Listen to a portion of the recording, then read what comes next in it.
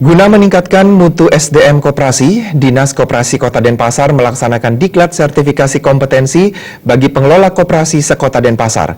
Diklat dibuka Asisten 3 Bidang Administrasi Umum Gusti Ngurah Edi Mulya mewakili Wali Kota Denpasar. Kepala Direktur Bali Wali Kota Denpasar dalam sambutan yang dibacakan Asisten 3 Edi Mulya mengungkapkan, di era globalisasi ini, persaingan bisnis pelaku usaha makin kompetitif. Maka koperasi harus melakukan berbagai langkah, meningkatkan kompetensi diri, pengelolaan koperasi yang profesional, memperbesar skala usaha koperasi, meningkatkan kerjasama kemitraan antar koperasi dan pelaku bisnis, serta peningkatan kompetensi SDM koperasi. Dengan kompetensi yang dimiliki, dirinya berharap koperasi di Denpasar mampu berkembang lebih besar dan mampu bersaing dengan usaha bisnis lainnya. Untuk itu, pihaknya sangat mendukung dan mengapresiasi diklat semacam ini. Kedepan, semua struktur di koperasi harus bersertifikasi demi mewujudkan Denpasar sebagai kota kompeten. Tentu konsepsi ini, pelaksanaan ini agar terus dilakukan dengan baik. Dan pemerintah kota sangat mendukung. Karena apa? Karena memang komitmen kota Denpasar menjadikan kota ini sebagai kota kompetens. Ya. Semua tenaga kerja yang melakukan kegiatan profesinya di Denpasar, kita tuntut memiliki sertifikasi kompeten.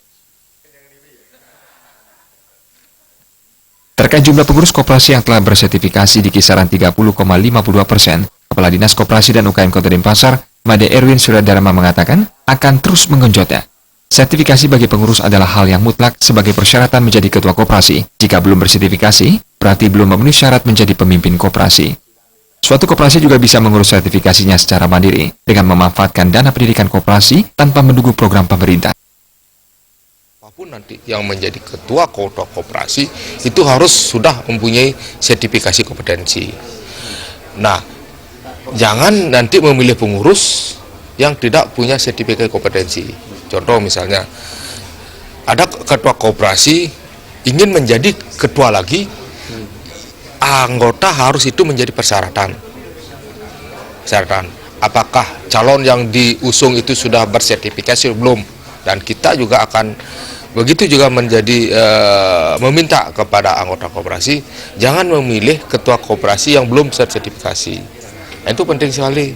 Nah, ini ya, maka kesempatan ini kami himbau kepada semua gerakan koperasi, ketua-ketua koperasi itu harus sudah berkompeten. Setelah dikatakan